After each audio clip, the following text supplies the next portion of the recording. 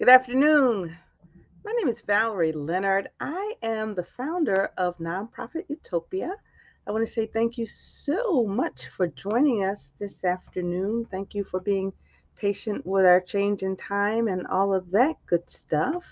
Those of you who may not know, Nonprofit Utopia is the ideal community for people who want to start, manage, and scale their nonprofit organizations. We have a variety of content and ways to help you to grow your organization while meeting our mission of training the next generation of ethical nonprofit leaders. And the way we do this is through live streams like these. We also have courses, we have an online community, we do consulting and coaching. Today, we're going to talk about what you need to know before you start a nonprofit. All too often, I have run into people, and I'm sure you have run into the same type of people, or people were making similar comments. Boy, if I knew then what I know now, maybe I would not have started my own nonprofit, or maybe I would have done things a little bit differently.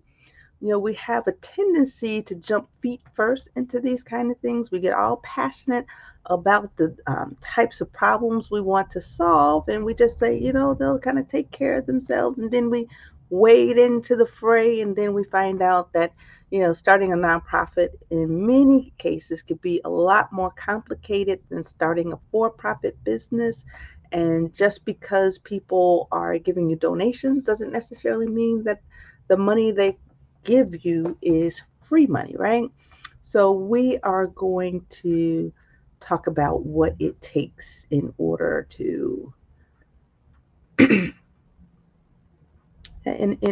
start a new organization. So just bear with me. I'm sorry, I'm kind of multitasking, so that's why you kind of hear me.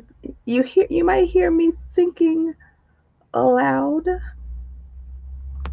All right, just one moment, and I'm going to share my screen.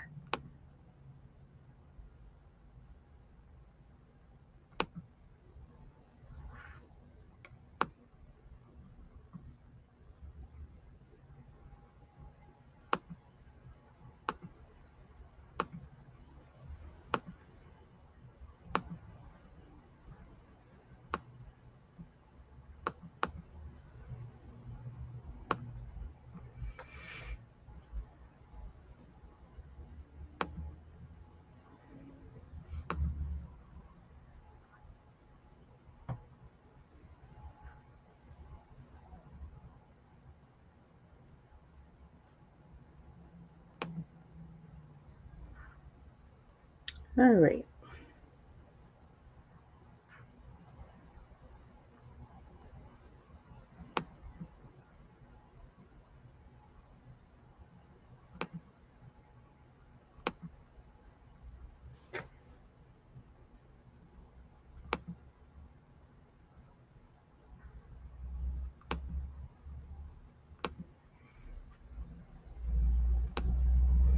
All right, so we are going to talk about what you need to know before you start that nonprofit organization.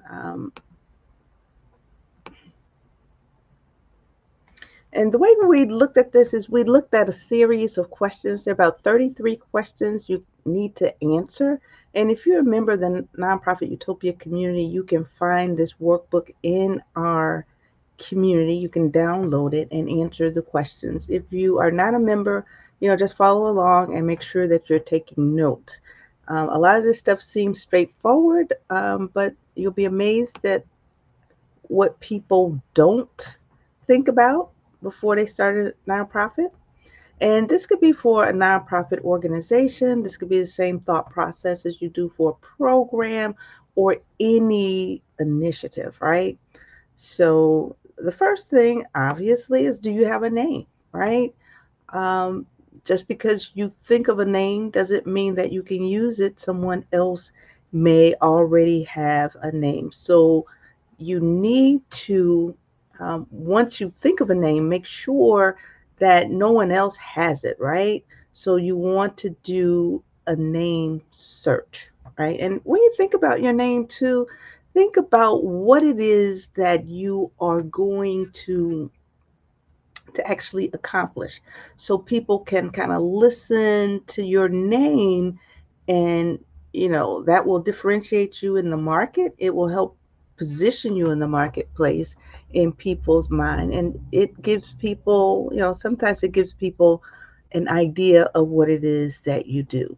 So you should, once you select your name, go to Cyberdrive Illinois and see if it's available, and you'll go to cyberdriveillinois.com, and then there are a number of tabs. You'll want to go into business services and do a name search for a corporation. Alrighty. Question number 4: what community are you considering working in? Now, here's a map of Chicago, and here are our 77 community areas. But there are people here who are not from Chicago, right? So whatever your community could be a suburb in Chicago, your community could be several states, your community could be a county or whatever, but just make sure you know the geographic area that you're going to be working in. And then know a little bit of something about that community. How would you describe it? Think about things like its location, the population, the racial makeup, the income levels, the education levels. Think about the icons for the community. What is the community known for? Is it known for certain food? Is it known for certain architecture? All of those things make up the unique description of the community. And those things will also give you some of the information that you need to help to identify the programs, products, and services you offer.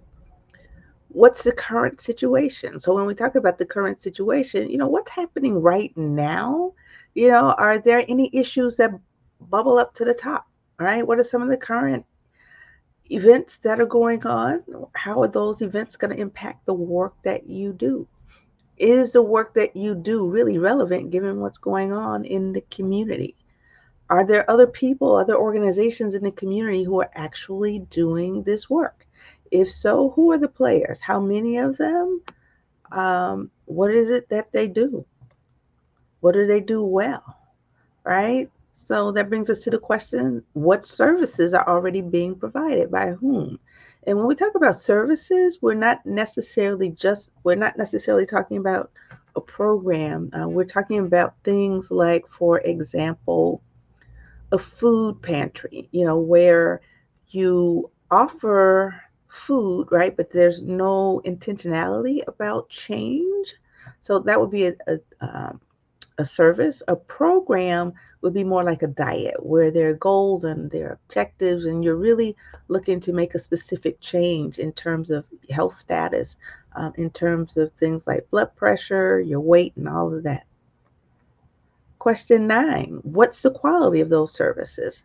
Right? If you're from a community like North Lawndale, there are over 200 organizations, informal and formal, that are working in that 4 mile square area. But not all organizations are providing the same quality of the services. Or if there are a lot of organizations that are providing services, there may be some overlap and there may be gaps. So your thing is to understand where there's duplication so you're not going there. All right. You want to identify where the opportunities are. So you want to look at things like, what group of people is not being served, right? And that's where you want to be. So there's not as much competition. So that answers question 10. Do you see any gaps in the services? Question 11: given the number of people in the community who might need the services that you want to provide and the programs, right? And the number of organizations who are already providing those programs and services, is there really a need for you to start yet a new organization in that community? There are people who will argue. They say, the United States has over 1.2 million organizations. The state of Illinois has over 34,000 organizations. Do we really, really, really need a new organization, right? But then you look around and you see that despite the fact that we have all of these organizations, there's still problems, right? So again, what are the gaps? Some of those services are services in name only, you know. So you want to make sure that you are really fulfilling a need, right? And then question number 12, what are some of the issues or problems that you'd like to address? So what's going on in the community? What are some of the issues? What is it? And when you think about the issues or problems that you want to address, you also want to think about the context, right? The context meaning what's happening in the community, but you also want to know who else cares about these issues, right? And you also want to think about it in terms of your own capacity. You know, what is the capacity for yourself as well as the people around you to actually address the problem? Question number 14, who are the potential partners? Again, like I said, it starts with looking at your own capacity, looking at what you can handle, looking at what your skills are, looking at who else might be further along in it and seeing if they would be willing to partner. And if there are other people who are just as new as you all can all learn this stuff together, right? So, who are some of your potential partners? Who could be part of your leadership team? And in fact, you need to think about the leadership team before you even think about partners because everything rises and falls on leadership. What skills do they bring to the table? Do they have the same vision that you have? Or are they just working with you just to help you so they could be the wind beneath your wings and they'll watch you work and they'll clap, but they may not necessarily be as vested in your vision as they are in you. And all of that has its place, but when the rubber meets the road, you really, really want to have people on your team who buy into the vision just as much as you do, and they're willing to do just as much work and raise just as much money as you. After you look at your leadership team, look at what's going on in the community, you know, who are the clients that you're going to target, right? What are their needs, right? And how do you know that they have these needs? What data sources are you going to use to actually justify that? How many people will you serve? Again, that goes back to capacity. What is it can you do? Right? How many people per year? How many people per week? How many people per month? Will they be youth? Will they be families? Will they be men? Will they be women? Will they be children, preschool, whatever? How many of them per year, per week, per month? What activities will you offer them to help them? You see that they have issues, right? You see that they have problems. What activities are you going to be offering in order to help move them from where they are to make them whole citizens, right? And even if they're not quote unquote half citizens, and even if they're not harmed in any way, what activities are you going to have in place such that you can see that you're making a difference in their lives? What programs and services will you provide? And again, the difference between a program and service. A program is something that's good to have, as well as a service is good to have. They're both nice to have. They're both performed on behalf of the client, but the difference is in terms of the intentionality, as I said before. A service, there's no intentionality. You're not necessarily having a goal or an objective beyond X number of people served, right? So X number of people will get a meal. A service, like a diet, how many people are going to take this diet? What's going to happen to them? How many people are going to go from a place of obesity to their body mass index is healthy? How many people are going to go from high blood pressure to controlled blood pressure, et cetera, et cetera? So again, when you look at the programs, what activities are you going to be offering that are actually going to make a documented change? What services will you provide? What activities will you provide that are nice to have, but we're not necessarily looking to make a change? And we know too that in combination with the programs, these services will be that much more powerful. How will your organization differentiate itself in the market?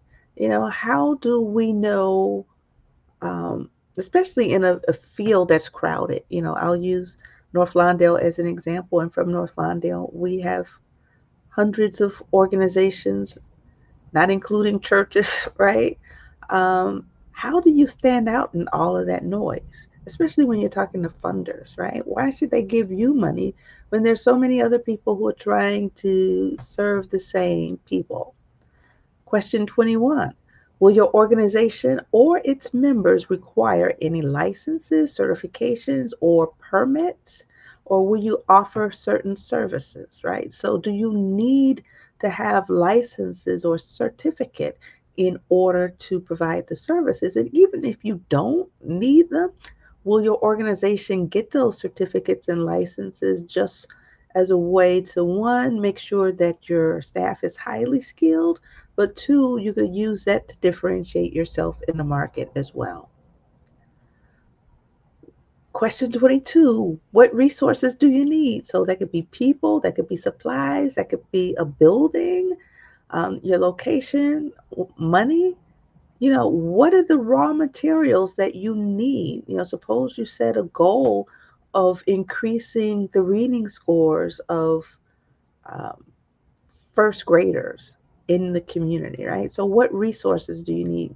You're going to need teachers, probably. You're going to need tutors. You may need the help of a school. You may need supplies such as workbooks for reading. You're going to need a space, a nice, safe space, warm location, right? You're going to need some money. So think of all of those things that you need and make sure you put a price tag on it, right? So that way you'll know how much money you need even before you start. All too often we don't think about how much money we need until we're out there on a limb. Question 24.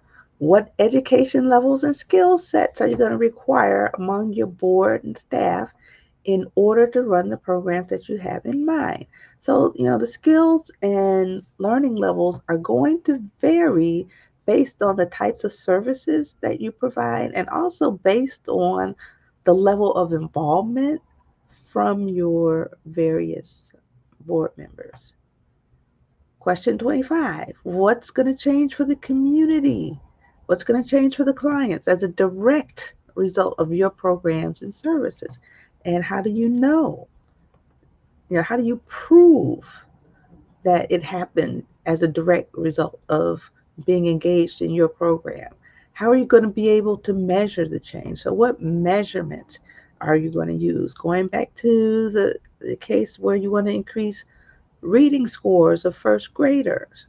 Obviously, reading scores is going to be the operative measure that you want to change. You want to see, say, a 5% change or a 10% change in the score itself, or 5% change in the number of kids who are actually reading at grade level or above. Question 27. What does success look like? That's a very, very important question. I know it sounds basic, but success can be different for different people. Success can also be different based on the stage you're in. So when you're first starting your program, success might look like enrolling 50 students. A year later, success is going to be 50 students completed the program with X increase, percentage increase in their scores, right? And the reason why you want to know what it looks like is because you want to be able to document, that it happened, right? With good data and also just with anecdotal stories, because everybody is not going to be moved by the numbers. Most of us are moved by emotion and feel good stories. So you want to have a combination of success stories that you can talk about in terms of what person XYZ was like. What was the student like before she started the program? What was she struggling in? Was she fearful? As a result of being in the program, she gained more confidence. And how will you know that she gained more confidence except you speak with her and her parents during an interview and collect those data?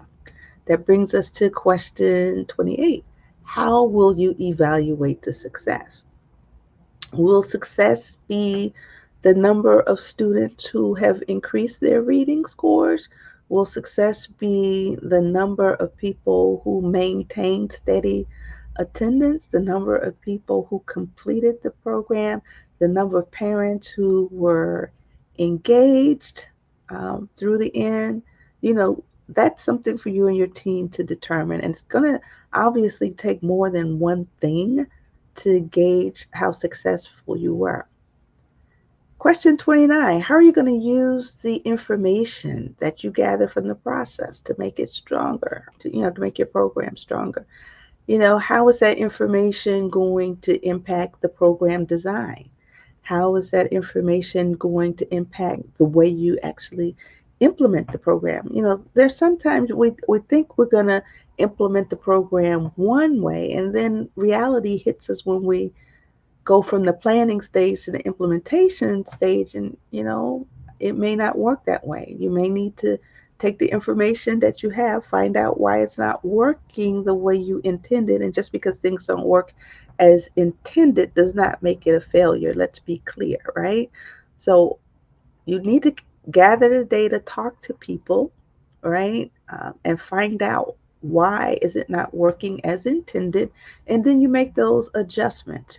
You can also use the information, to just look at the whole process from the top down, and then you use the results of that evaluation process to pour back into the program. So there's continuous improvement, and then you go back to the drawing board. You start your research, because hopefully the same things that work today are not going to be the same things that work tomorrow. There'll be some core activities that won't change, like, our children need to know reading, writing, and arithmetic, the 3 R's.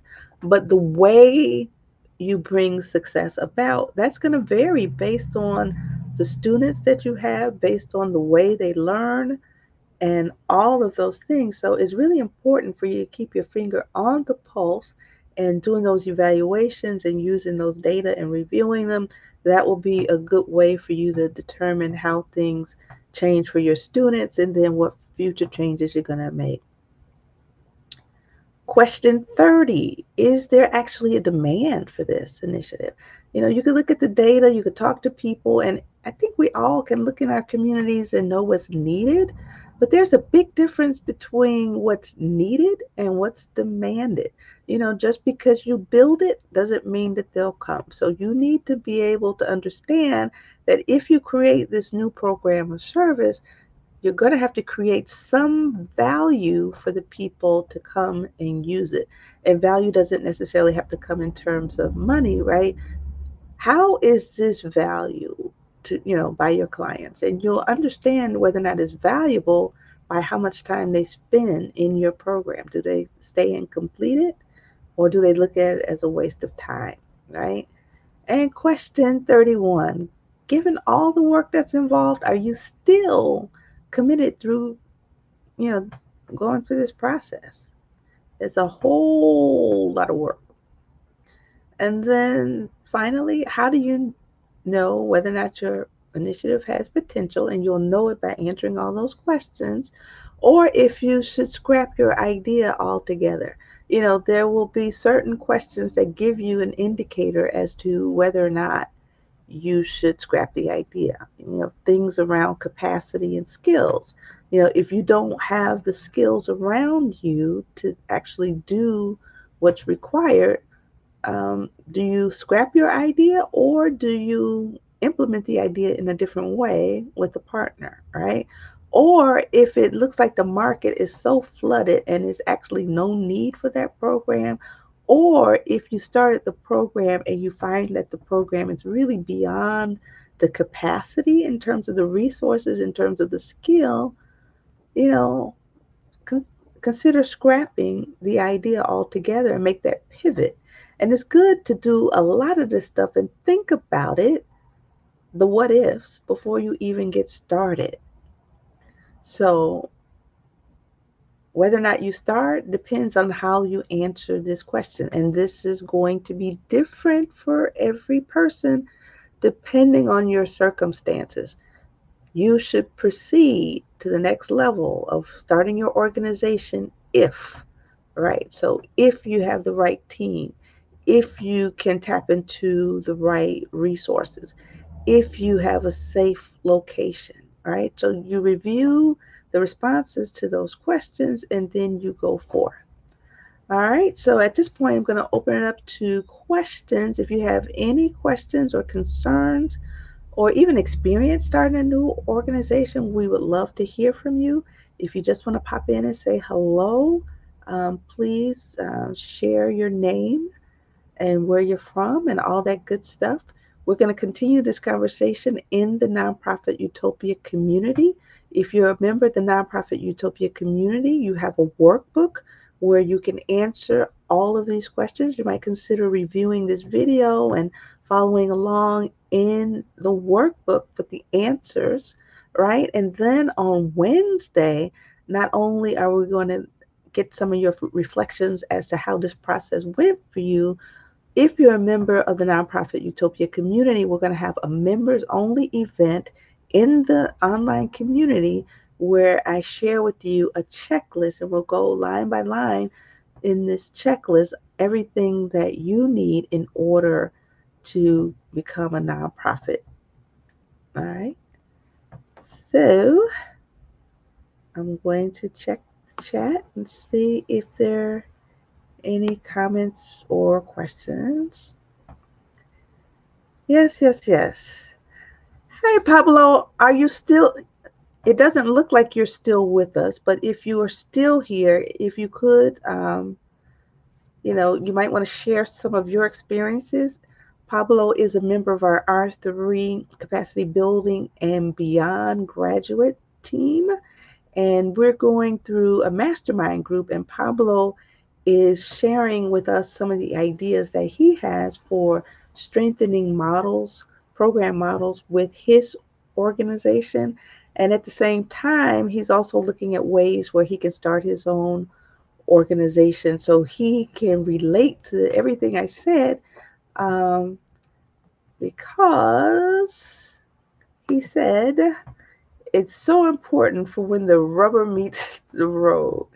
And he's not here online right now where he can give us a little bit more of feedback as to what he was talking about.